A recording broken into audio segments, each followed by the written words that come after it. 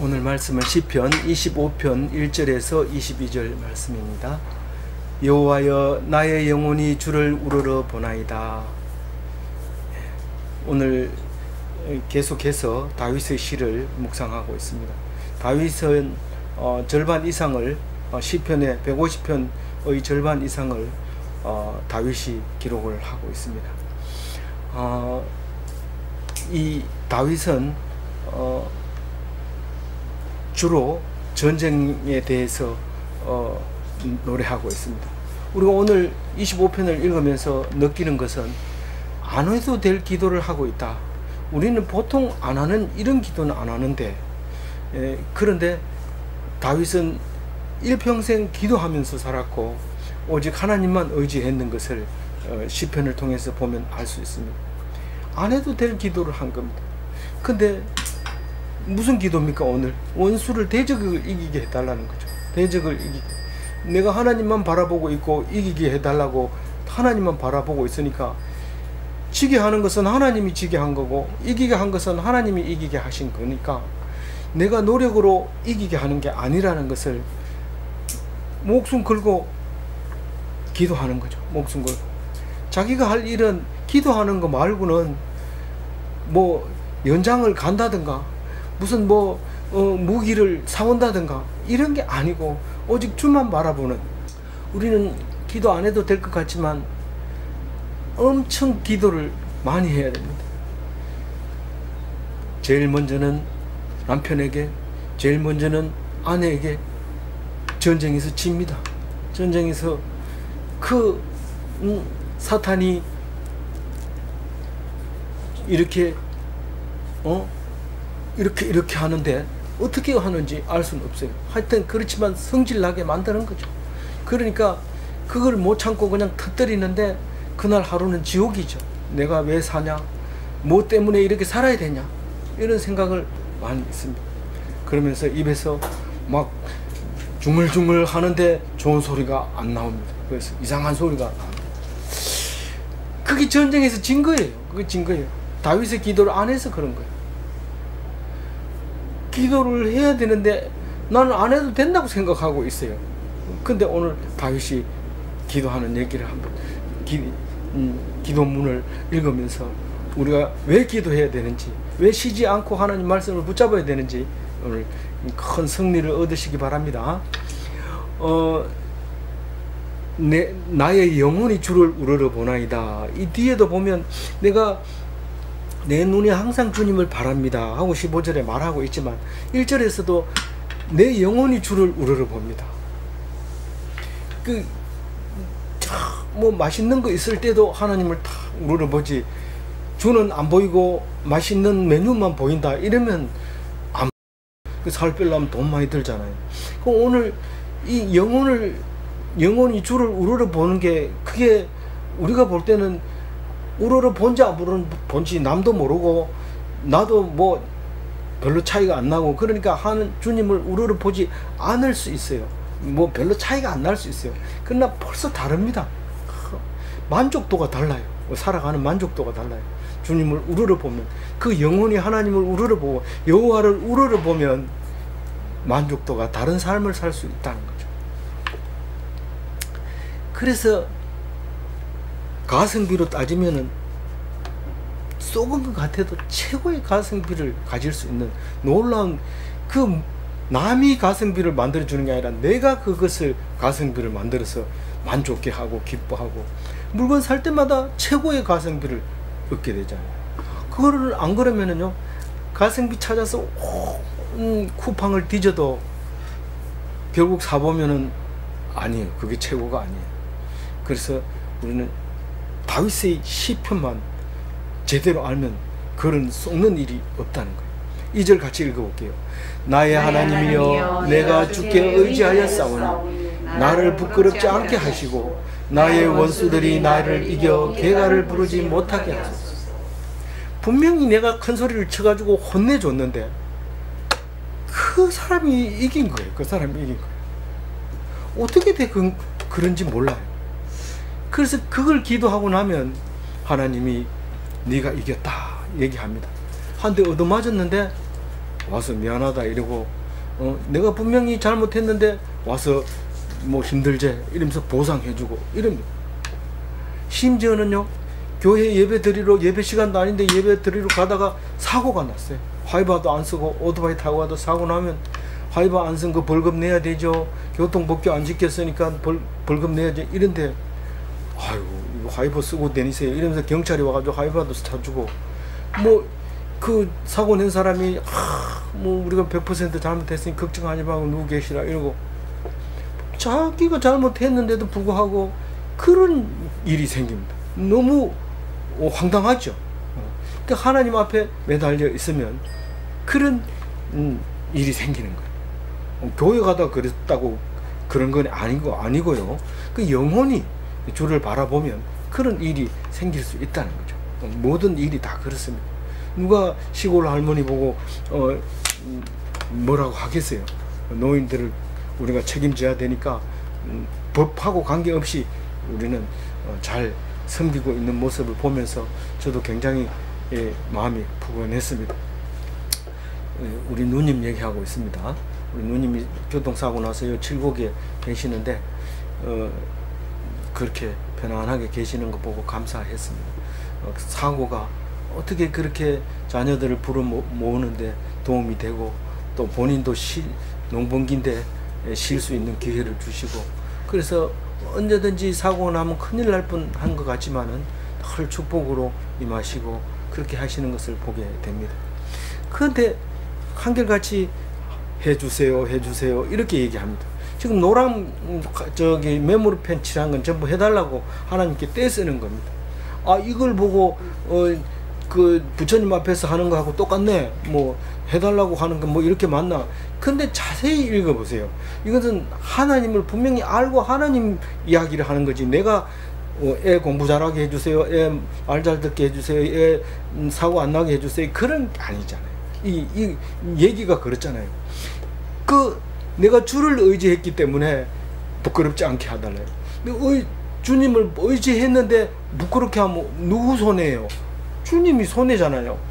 그래가지고 이걸 잘못 오해하고 나 교회 안 가 이런데 안 가면 누구 손해예요? 안 가면 말씀이 끊어지고 우리 손해예요. 그래서 가서 말씀을 들어야 돼요. 어쨌든 내가 주를 의지했으니까 주님 나를 부끄럽게 하지 마세요, 탁 얘기합니다. 그럼 그렇다고 해서 다윗이 이렇게 얘기했다고 해서 부끄러움을 당하고 와가지고 하나님한테 막 대듭니까? 그렇지 않죠. 한 번도 그런 적이 없어요. 하나님, 내가 하나님 말씀을 안 들어서 이렇게 부끄러움을 당했는데 정말 죄송합니다. 그래서 어느 집 아들은 어디 가서 맞고 오면 아버지한테 일러주면서 그놈 혼내주세요, 아버지한테 이렇게 얘기할 때도 있지만, 와가지고 아버지 내가 잘못했어요, 아버지를 부끄럽게 했습니다, 이렇게 하는 사람도 있잖아요. 이 지금 다윗은 만약에 나를 부끄럽게 하면 아버지 부끄럽습니다, 그러니까 부끄럽지 않게 해주세요, 아주 명확하게 얘기하죠. 원수 앞에서 이렇게 기도하는 거죠. 그러니까 내 편에 들어서 아예 처음부터 그런 일이 안 생기도록 하나님 지켜주세요. 그래서 원수들이 나를 이기고 막 개가 부르고 이러지 않도록 해달라고 얘기를 합니다. 3절 읽어봅니다. 주를 바라는 자들은 수치를 당하지 아니하려니와 까닭 없이 속이는 자들은 수치를 당하리라. 이거는 100% 다윗 주관적인 말입니다. 객관적인 게 없습니다. 다른 사람은 까닭 없이 속이지만 다윗 내가 말하는 건 네 말 안 들었잖아. 그러니까 내가 혼내주는 거야. 그 혼내주는 사람이 타당해요. 그 사람 말 들으면 맞아요. 그런데 다윗 입장에서 보면 까닭 없이 자기를 속이고 수치를 당하게 하고 그렇게 한다는 거예요. 그러면 쉽게 얘기하면 이 시편은 되게 뻔뻔스러운 시입니다. 아주 그게 객관적으로 물어봐라. 까닭 없이 그러는지, 네 잘못은 얘기 안 하고 왜 이렇게 얘기하냐, 그걸 후손들이 다 읽을 텐데, 몇 천 년을 읽을 텐데 이 그런 식으로 해도 되겠냐, 이렇게 말할 사람이 있을 수 있어요. 그러나 하나님과 나와의 관계는 확실합니다. 분명합니다. 사실은 다윗 시를 읽어보면요, 다윗 말고는 전부 대적입니다. 뭐 다 대적입니다. 뭐 누구 마누라, 남편, 자식, 부모 상관없습니다. 나 말고는 다 대적이에요. 그리고 나를 미워하고 아프게 하고 이런 것들은 다 까닭 없이 해요. 내가 뭐 잘못했는데 뭐 그거 가지고 그러냐. 계속 그렇게 얘기하는 겁니다. 그래서 어디 가든지 잘났어요. 얘기 들어보면요 막 떠듭니다. 자세히 들어보면 자기가 제일 잘났다. 그런 노골적으로 내가 제일 잘났어 이런 노래까지 하잖아요. 그러니까 잘못된 건데도 잘못된 줄 모르고 막 그렇게 노래까지 만들어가지고 부르는 거죠. 입만 띄면 참 잘못된 건데 하나님 앞에서는 이렇게 말하는 거예요. 다윗을 닮아야 돼요. 뻔뻔스러워야 돼요. 까닭 없이 나를 칩니다. 나 이유 알 수 없습니다.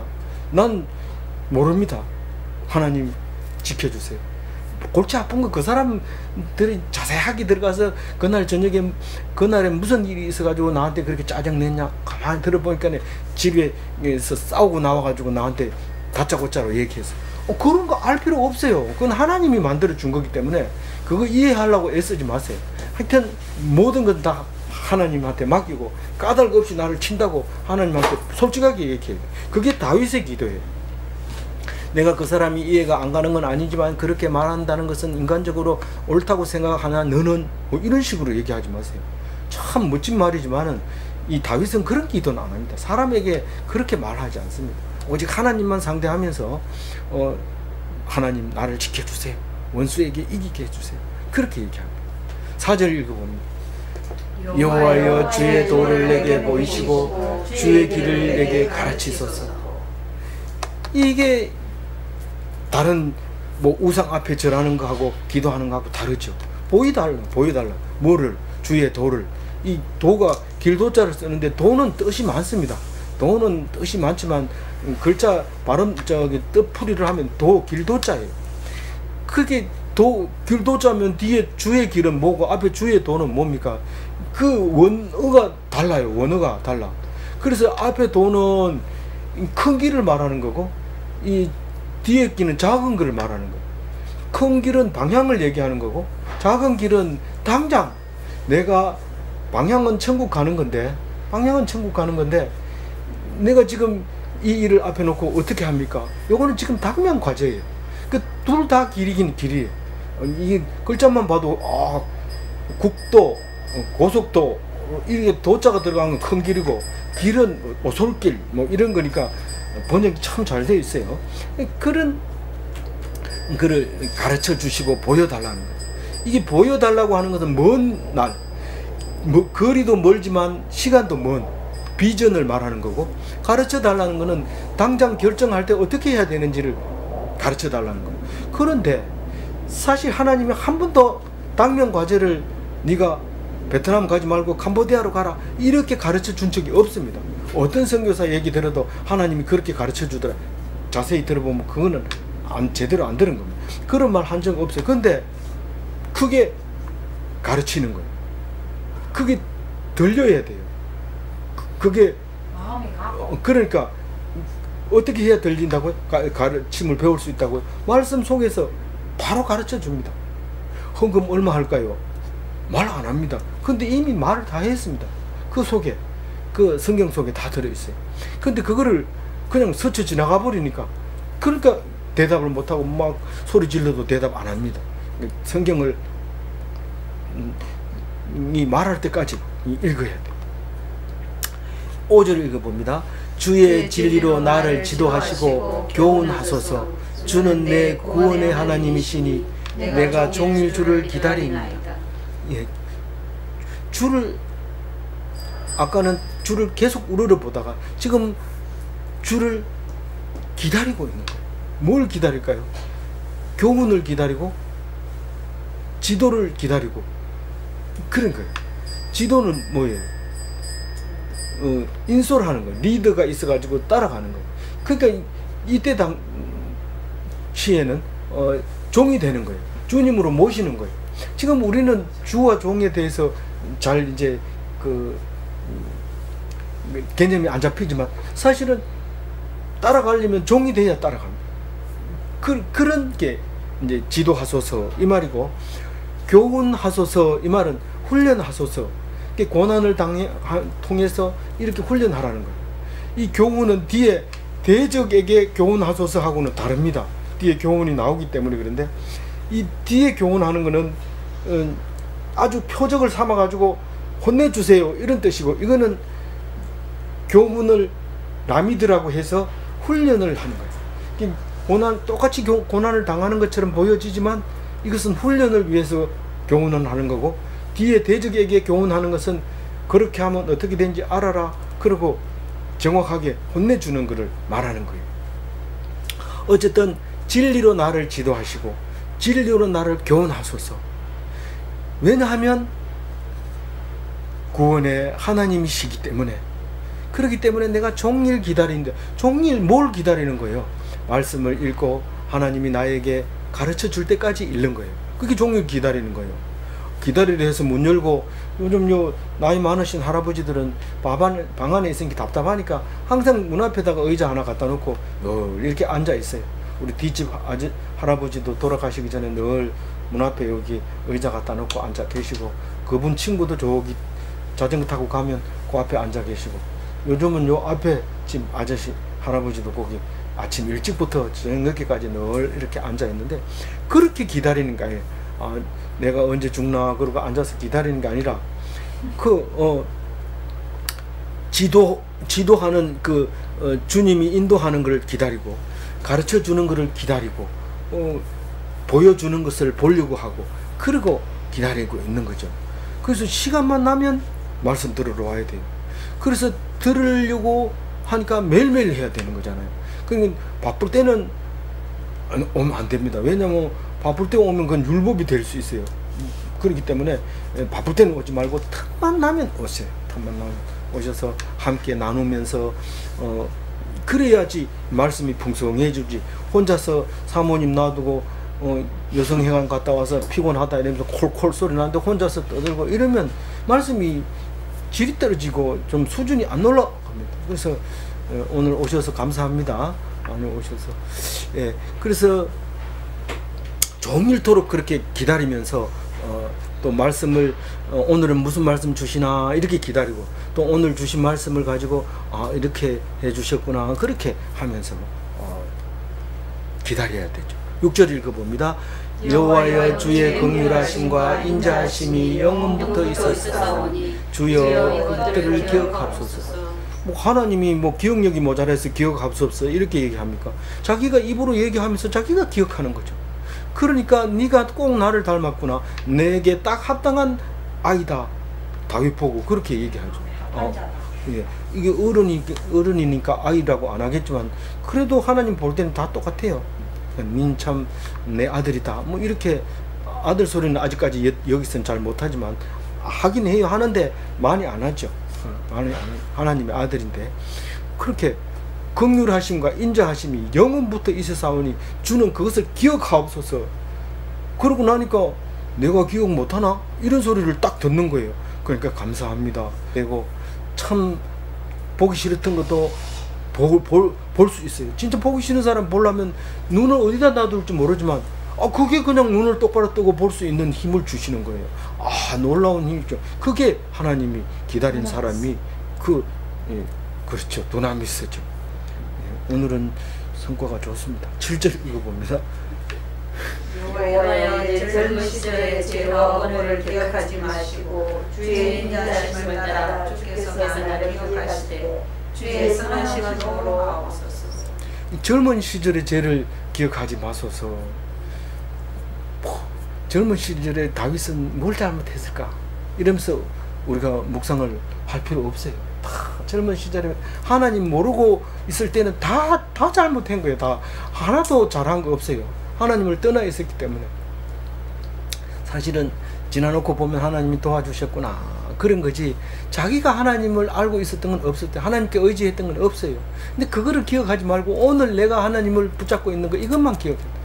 이제는 과거를 다 잊어버리고 이제는 하나님 자녀로서 살게. 젊은 시절의 죄와 허물을 기억하지 마소서 이 말이에요.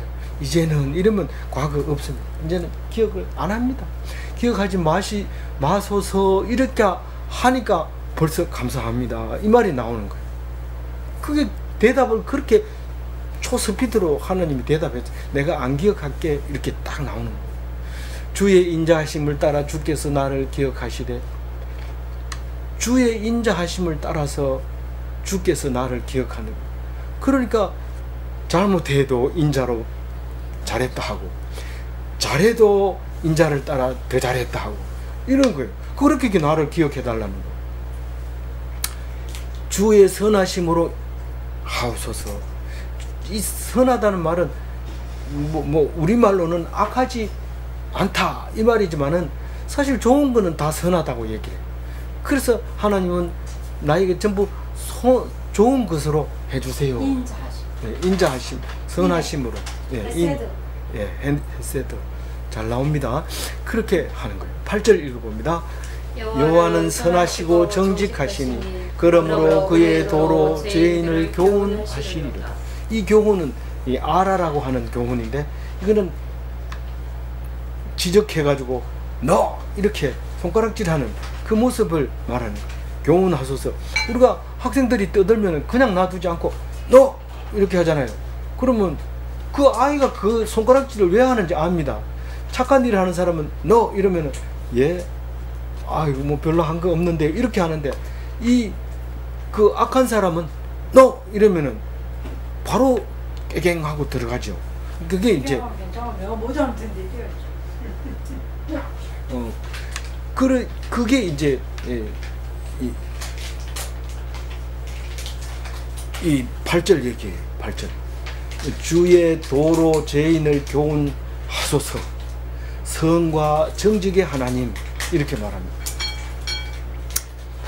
선하고 정직하신 하나님이 오직 선과 정직으로 교훈하고 가르치고 그렇게 한다, 그 말을 노래하고 있는 거죠. 꼭 기도할 때 이렇게 해야 됩니까? 꼭 이렇게 해야 되는 건 아니지만 한결같이 하나님만 바라고 그 하나님이 어떤 하나님인지 입으로 내는 게 그게 기도예요. 딴 게 아니고. 우리가 가서 주암산에서 기도할 때 주로 간구가 많아요. 간구가 많고 도구가 많고, 그런데 여기서 이것은 감사한데 내가 감사할 게 뭐 있어요? 지금도 오늘 제대로 못 먹고 왔는데, 이러면 그래도 생각해보면 감사한 거, 내가 태어났는 거, 내가 여태까지 살았는 거, 저는 뭐 65세 된 것까지 생각하면 막 감격하죠.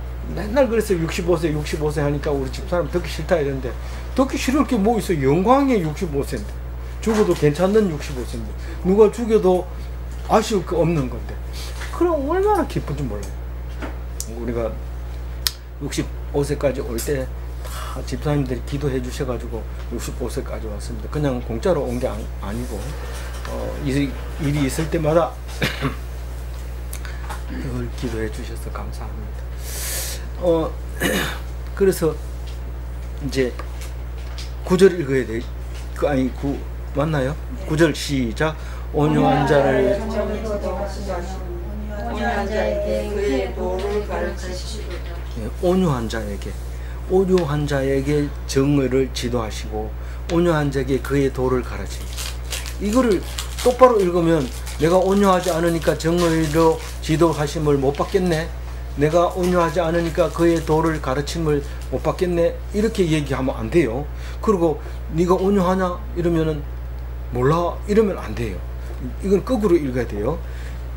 하나님의 지도를 받으면 온유한 자예요. 그의 도를 배웠으면 그게 온유한 자예요. 안 배우면, 온유하지 않으면 못 배웁니다. 주의 도를 가르쳐도 못 배웁니다. 정의를 지도해도 지도를 못 받아요. 정의가 뭔데? 본디오 빌라도가 예수님이 진리에 대해서 얘기하니까 진리가 뭐냐? 이렇게 물어보잖아요. 아니, 진리를 앞에 놓고도 진리가 뭐냐 물으면 이게 배울 수 없는 거죠. 배울 수 없어요. 그 지도를 못 받아요. 그렇게 되는 거예요. 온유하지 않기 때문에. 그래서 이게 들리면, 정의가 들리고 그 도가 보이면 그 온유한 자예요. 온유한 자가 뭘까? 예수님이 이런 식으로 가르친 게 많지요. 여러 개가 있어요. 그 중에 가장 대표적인 게 네 이웃이 누구냐? 이웃을 네 몸과 같이 사랑하라 그러니까 암만 연구해도 내 몸과 같이 사랑할 수가 없어. 그런데 예수님이 네가 사랑하는 자가 이웃이다 이렇게 얘기를 할 때 우리는 얼마나 자유로운지 몰라요. 역시 예수님은 진리십니다. 진리를 떠나서는 안 되겠습니다. 그런 말을 하게 되잖아요. 예, 내 짐은 가볍죠. 10절 읽어봅니다. 여호와의 모든 길은 그의 언약과 증거를 지키는 자에게 인자와 진리라. 뭐 길을 가르쳐 달라고 때를 씁니다. 때를 쓰는데 가르쳐 줬는데도 모릅니다. 도마가 그렇게 얘기하죠. 어디를 가는지 알아야 우리가 따라가죠. 알면은 자기가 지름길로 가고 예수님은 딴 길로 이렇게 가더라도 자기는 길을 잘 아니까 똑바로 가려고 어디로 갑니까? 방향을 얘기해줘야 우리가 따라가죠. 말 안 합니다. 이미 얘기 다 했어요. 가자, 죽으러 가자. 그러니까 또 들은 거는 있어가지고 도마가 우리님 죽으러 가자 이러면서 일어나가지고 가는 거예요. 실제로 죽으러 가는 건데 가자 이러니까 어디로 가냐 이랬더만은 아무도 죽으러 가자 이런데 그 오는 대로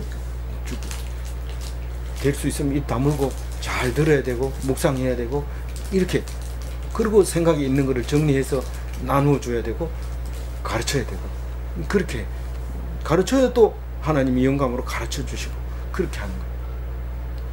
근데 그 길이 언약과 증거를 지키는 자에게 길이고 모든 길은 인자와 진리가 되는 거예요. 그러니까 모든 길은 여호와의 모든 길은 인자와 진리인데 그 인자가 했어야 되잖아요. 진리가 우리가 예수님이라고 말하는 그 진리잖아요. 참 옳은 거. 근데 그 사랑과 그 진리는 그게 우리가 가야 할 길이고 선택해야 할 길. 당면 과제예요. 당면 과제. 하나님 베트남으로 가야 됩니까? 야 저리 가 시끄러워 내가 기도하잖아 이러면서 비켜 이러면서 가난한 사람을 돌보지 않고 그러면서 기도했는데 답을 안 주는 거예요. 근데 길은 그 아이의 가난한 것을 도와줘야 되는데 부족한 것을 도와줘야 되는데 그 길로 안 가고 가는 거죠. 그게 헤세드가 없는 거고 진리가 아닌 길을 자꾸 달라고 얘기하는 거죠. 근데 그게 언약이고 증거를 지키는 자에게만 인자와 진리가 되는 거지 아무에게나 인자와 진리가 되는 거예요. 그 길이. 그러니까 언약과 증거를 지키는 자 이거는 뭐 율법을 말하고 있는 거지만은 우리에게나 예수님의 말씀을 지키는 자가 되는 것이죠. 예수님의 말씀을 지키는 것이 길이고 우리가 당면 선택의 길. 유명한 선생님한테 가서 중요한 일과 하고 싶은 일이 두 가지 중에 어떤 거 해야 됩니까? 이런 말을 길게 설명을 해줍니다. 그러면 감사합니다. 그러고 가지만은 우리는 그 길을 그렇게 선택하는 게 아니라 오직 말씀 속에서 인자와 진리가 되려면은 말씀을 지켜야 된다. 네, 우선순위가 있기 때문에 물어볼 필요가 없어요. 우선순위가 있기 때문에. 10절 읽어보면 11절입니다. 여호와여 나의 죄악이 크오니 주의 이름으로 말미암아 사하소서. 이게 이제 3500년 전의 일이 아니라 예수님 시대에 주의 이름으로 예수 이름으로 그렇게 하면 모든 죄가 사해지잖아요.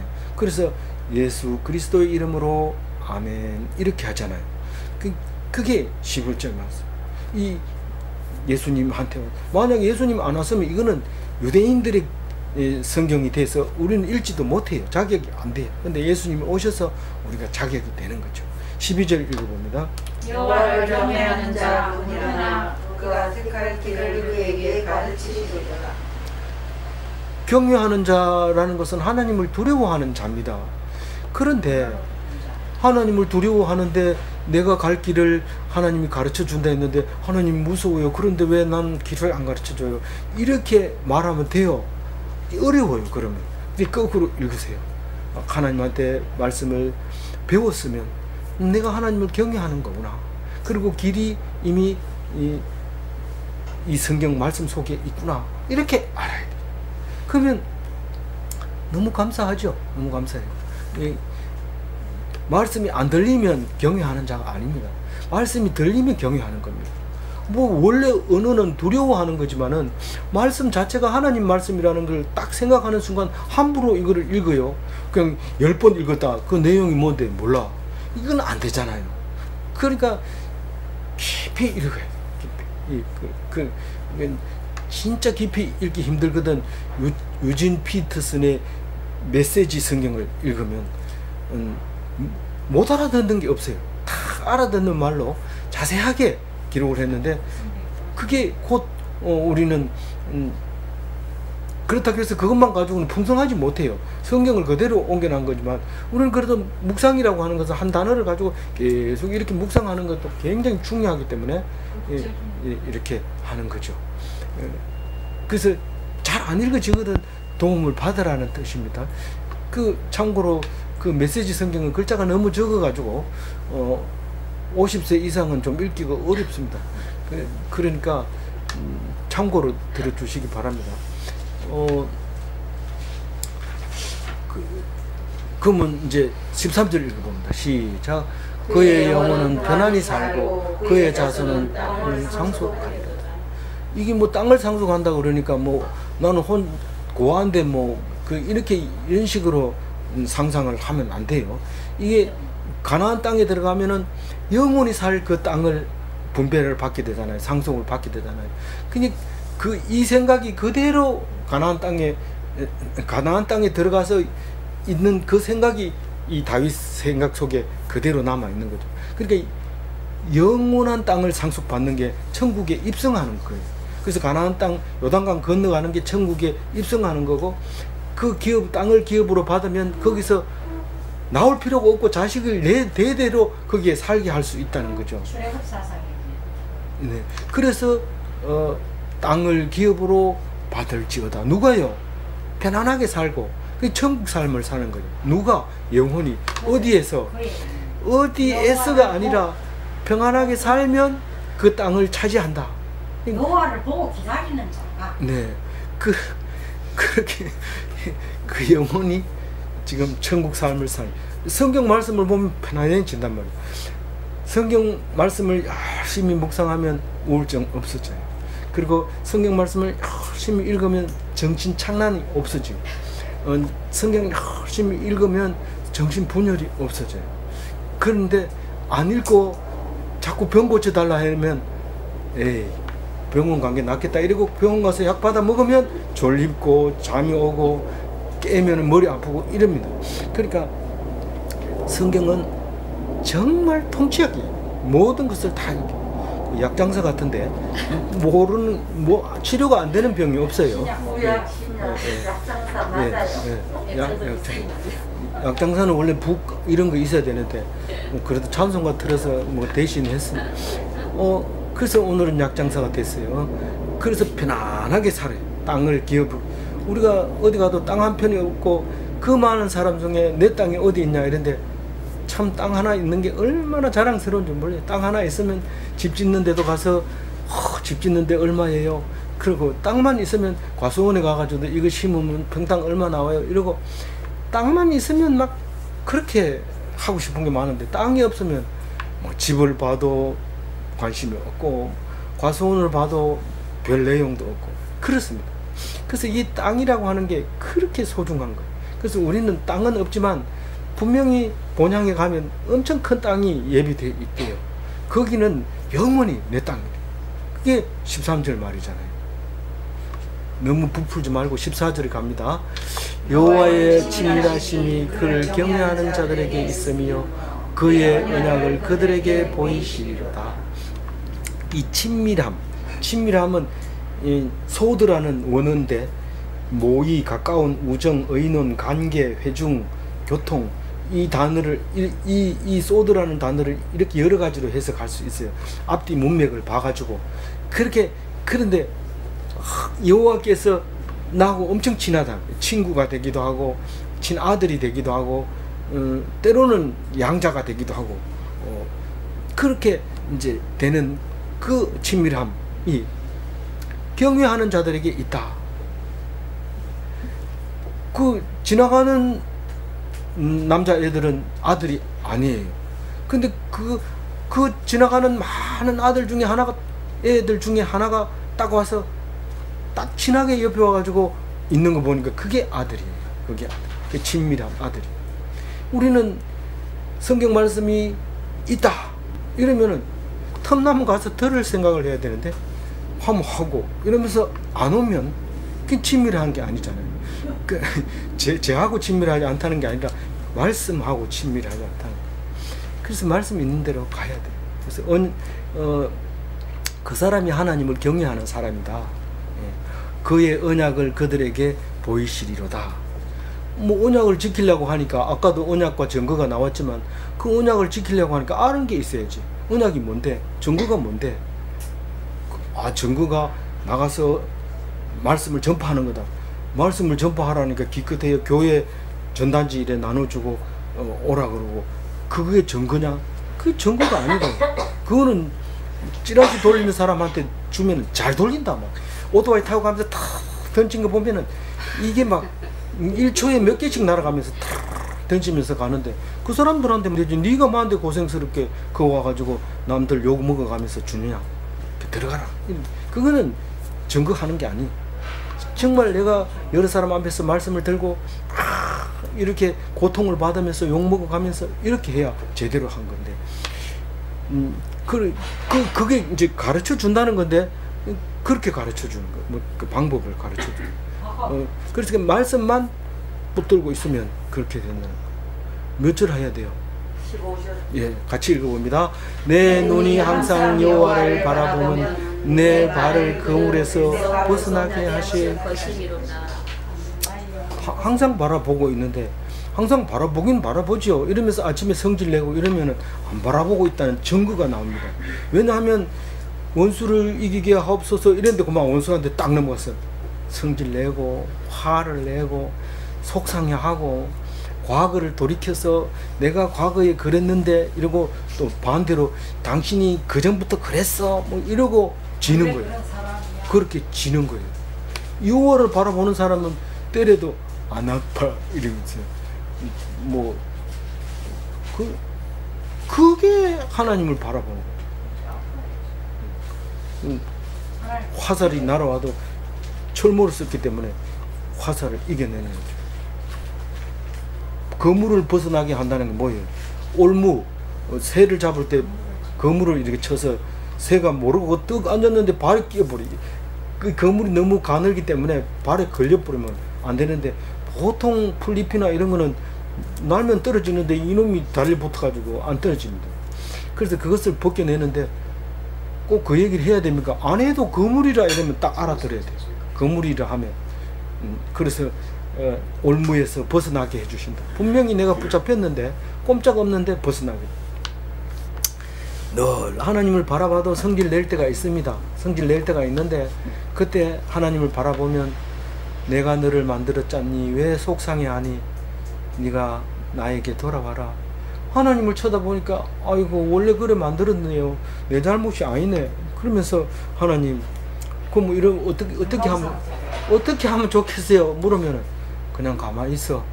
감정가 없어져요. 그런데 뭐 그냥 놔둬버려. 화날 때는 화내고 그냥 하나님 앞에 기도하고 놔둬버려야 돼. 그 길을 다 가르쳐 주는데도 우리는 듣지를 못해요. 들으면은 여호와를 바라본 사람이 확실하다. 그 얘기를 하고 있는 거죠. 16절 읽어봅니다. 주여 나는 의롭고 괴로우니 돌이키사 나의 은혜를 베푸소서. 나는 늘 외롭고 괴로워요. 그렇게 가면은 집사님, 권사님은 그렇게 막 전도사님 해가면서 떼거리로 모여가지고 죽게 세우다 집에 떡 들어놓아 보면 왜 그러나 가을인가 가을 타는가 왜 쓸쓸하고 이러나 이불을 덮어도 따뜻하지도 않고 뭐 그 젊었을 때는 두 부부가 따뜻하게 하고 이런데 나이가 50 넘어가면 슬슬 따뜻하면 따뜻한데도 없어져 버리고 외롭고 괴로운 일이 생길 수 있어요. 죄송합니다. 아직 뭐 그래서 내게 하나님이 돌이키면 나에게 은혜를 주시는 거예요. 왜냐하면 은혜의 하나님이기 때문에 헤세드의 하나님이기 때문에 하나님이 얼굴만 돌리면 나에게 은혜. 그래서 아니 뭐 나이 많으니까 더 좋아요.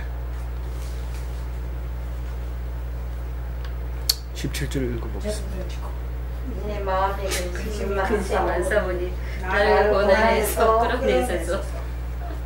내가 외롭고 괴로울 뿐만 아니라 늘 근심이 있어요. 저거 어떡하나 저거 어떡하나 뭘 어떻게 여태까지 내가 살려줬는데 네가 뭐 어떻게 해서 그렇게 됐냐, 이 소리를 딱 들어야 되는데 들으려면 기도해야 돼. 그 들으려면 내가 근심하는지도 모르고 인상 푹 써가야 다닙니다. 우리 자주 얘기합니다만 오촌 당수께서는 제 인상에 어렸을 때인데 그 인상이 그렇게 무서워, 이렇게 무섭게 해가지고 있는데 내가 나이 많아가지고 그걸 이래 보니까 비슷하게 닮아가는 것 같아. 그래가지고 나이 먹으면 왜 이래져 그러니까 늙으면 다 속이 좁아져가지고 고집 세서 그렇다고 이래요. 그래가지고 이제 그걸 보고 연습하고 요즘은 모니터를 자주 보니까 모니터 보고 싹 웃고 이랬잖아요. 그래서 그게 하나님 목소리로 들려야 돼요. 그게 근심이 많습니다 이렇게 얘기를 해야, 그래야 하나님이 탁 고쳐주는데 집 세는 걸 이제 해야지. 탁 인상만 바로 쓰면은 벌써 고난을 살짝 비키는 느낌이 들어요. 실제로는 어떻게 되는지 모르지만 내가 인상을 펴면 고난이 없어지고 고난에서 이겨내는 것 같은 자신감이 생겨요. 그래서 고난에서 끌어내는 거예요. 이거 솔직하게 기도하면 반드시 끌어내 줍니다. 근데 솔직하게 기도 안 하고 딴 생각하면서 뭐 해주세요 뭐 해주세요 이러면 하나님이 들었을까? 이러면은 믿음이 없잖아요. 믿는 기도한 대로 믿고 가면은 그게 받은 줄로 알아야 되는데 그거를 못하니까 불안한 거예요. 기도하고도 불안한 거예요. 기도하고 나서는 기분 좋아야 돼요. 노래 부르면 조암산에서 내려올 때는 반드시 노래한다. 올라갈 때는 화를 내면서 이렇게 하더라도 내려올 때는 노래해야 된다. 뭐 얼굴 표정 보면 안다. 기도 제대로 했는지 아니면 뭐 절에서 하던 대로 똑같이 했는지 그걸 알 수 있어요. 그래서 공고와 환난을 보시고 내 모든 죄를 사하소서. 여기 사하소서 이래가지고 모든 죄를 사하소서 속죄하소서 이 말하고 달라요. 이 뒤에 보면 마지막 22절에 보면 속량하소서 이 말이 이 뜻은 같지만은 이 뒤에는 속죄가 있어요. 근본적인 죄를 깨끗하게 없애버리는 거고, 18절은 신문지 덮어놓은 거예요. 신문지 덮어놓은 거. 신문지 덮어놓은 것도 얼마나 좋은지 몰라요. 손님이 왔는데 토해놨는 거 그냥 보여주면 안 되잖아요. 신문지 덮으면 그래도 손님한테 씩 웃으면서 없었던 것처럼 이렇게 하면서 갈 수 있잖아요. 그것만 해도 큰 은혜가 돼요. 근데 뒤에 가면 아예 싹 씻어, 소방차가 와가지고 싹 깨끗하게 씻어놓고 니 언제 뭐 했는데 이러면서 아주 없었던 것처럼 해버리는 게 뒤에 있는 게 파다고 요거는 낯싸고 그렇습니다. 뭐 그거 알 필요는 없어요. 알 필요 없는데 그 18절은 잊어주세요 이런 뜻으로 읽으면 될 겁니다. 19절이죠. 네. 시작. 내 원수를 보소서 그들의 수가 많고 나를 심히 미워하나이다. 원수가 많아요. 저거요. 아침에 눈 뜨자마자 원수가 있어요. 좀 심한 거 아닙니까? 그렇습니다. 눈 떠놓고 한번 생각해 보세요. 그러니까 바로 기도해야 돼요. 곧바로 기도해야지 일어나가지고 뭐 하다 보면 늦게 일어나가지고 이러면 그 지는 거예요. 지는 거예요. 그 각오를 하고 눈 감고 늦게 일어나도 용서해 주세요. 이러면 딱 일어나가지고도 그 소리 들어도 할렐루야. 그래도 감사합니다. 네. 어제 저녁에 그렇게 잠이 안 오더니 잠 큰 자고 일어나게 해주셔서 감사합니다. 욕 먹어도 괜찮아요. 내가 본전 다 챙겼는데 뭐 나머지 그 이자 남는 거 없는 거는 상관없이 내 거 아니에요. 그러니까 내가 본전만 챙기면 돼요. 수박장사 얘기 알죠? 본전만 챙기면 돼요. 그리고 수가 많고 나를 심히 미워합니다. 솔직하게 얘기해야 되는데 나를 미워할 사람 누가 있어? 내 원수가 나는 원수 없다. 그럼 기도 안 나오죠. 기도하라 이러면 트름 끄하고 기도는 안 나오고 트름만 나온다 이런 얘기를 하는 분이 계시는데 그런 게 그래서 생각해 보면 엄청 많아요. 많은데 그걸 자꾸 잊어버리려고 하고 생각 안 하려고 하고 그러니까 분열이 생기죠. 생각을 해야 돼요. 하고 솔직하게 하나님께 말씀드려야 돼요. 20절 읽어봅니다. 내 영혼을 지켜 나를 구원하소서. 내가 주께 피하오니 수치를 당하지 않게 하소서. 나의 몸을 지켜주는 게 아니고 영혼을 지켜주는 겁니다. 분명히 알아야 돼요. 나는 왜 기도했는데도 계속 이렇게 아픕니까? 나를 버리는 겁니까? 버리는 게 아니고 육신이 시간 되면 반납하는 거지. 어떻게 그거를 버리기는 버려요. 그게 하나님 거기 때문에 온전히 반납을 해야 돼, 제대로. 그래야 장부에다가 반납 이래 쓰지. 그걸 지멋대로 뭐 이렇게 약을 먹고 뭐 이렇게 오염시킨다든가 훼손시키면은 거기다가 훼손 이렇게 적으면 나중에 갚을 길이 없어요. 그래서 절대로 온전하게 해가지고 가서 조용하게 반납을 해야 돼요. 근데 하나님은 지켜주는데 영혼은 지켜줘요. 그게 영혼은 구원하는 거예요. 그걸 알아야 돼요. 여러 번 써놨는데도 몸이 사는 것을 믿나이다 그것만 가지고 계속 몸이 산다고 했는데 왜 안 삽니까?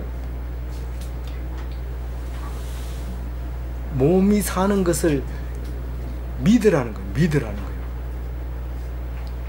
네 눈에 보이는 것만 믿느냐? 믿으라 하는 것을 믿으라. 그죠? 내가 주께 피하오니 수치를 당하지 않게 하소서. 다윗은 전쟁 때마다 하나님 붙들고 기도합니다. 하나님, 저들이 하나님을 공격합니다. 자기를 공격하러 오는데 하나님을 공격한다 하면서 계속 그렇게 기도하는 거예요. 그러니까 대적이 그 하나님과 다윗 사이를 삐짓고 들어갈 수가 없어요. 그 다윗을 죽이면 하나님을 죽인 거나 마찬가지예요. 엄청난 이게 친밀감을 가지고 있어요. 그 완전히 우리가 남이가 이런 거예요. 우리 제가 지나갔으니까 그렇지, 우리 저기 총장님은, 옛날 총장님은 술집에 가면 술잔 들고 우리가 남이가 이렇게 얘기하는데 남이죠 뭐.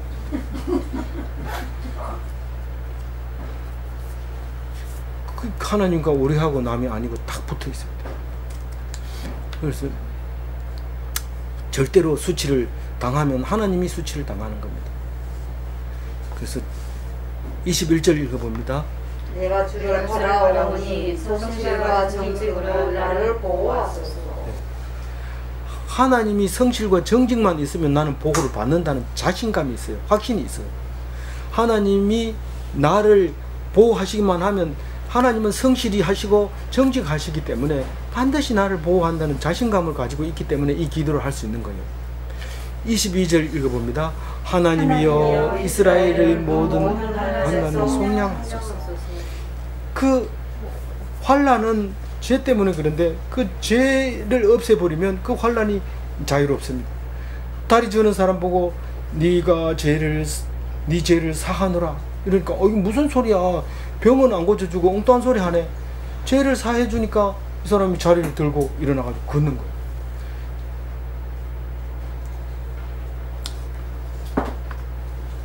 놀라운 겁니다. 놀라운 거.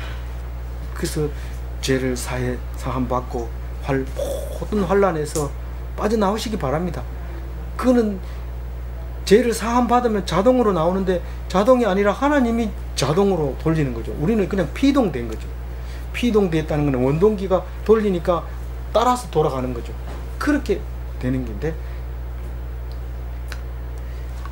그렇지 않고 자기 힘으로 대적을 이기면 그건 자연인이에요. 자연인. 자기 힘으로 대적을 이기고 밤잠 안 자고 작전을 싸서 이기면 그건 자연인인데, 근데 아무것도 안 하고 기도만 하고 하나님이 이기게 해주면 그게 기독교예요. 예수님이 그랬잖아요. 예수님이 하는 거 딱 한 거는 겟세마네에서 땀이 피방울처럼 흘리고 나서, 그러고 나서는 아무것도 한 게 없어요. 때리면 맞고 가시관 꾹 누르면 가만히 있고 피가 얼굴로 쭉 흘러내리고, 뺨 때리면 맞고 침뱉음 맞고, 욕해도 가만히 있고 매달아도 매달려 있고, 한 거 그거밖에 없는데 다 살려주자. 우리가 뭐 해가지고 될 일이 아니에요. 그래서 오직 기도하여서 하나님이 이기게 해주시는 그 이김을 맛보아 아는 멋진 기독교인이 다 되시기 바랍니다. 하나님 아버지 감사합니다. 오늘 시편 25편을 주면서 우리에게 참 쓸데없는 기도를 한다, 기도 제목도 없으면서 한다, 그렇게 말할지라도 우리는 오직 대적을 이기게 해달라고 기도하고 그 마지막 원수인 죽음까지도 이기게 해주시려고 할 때에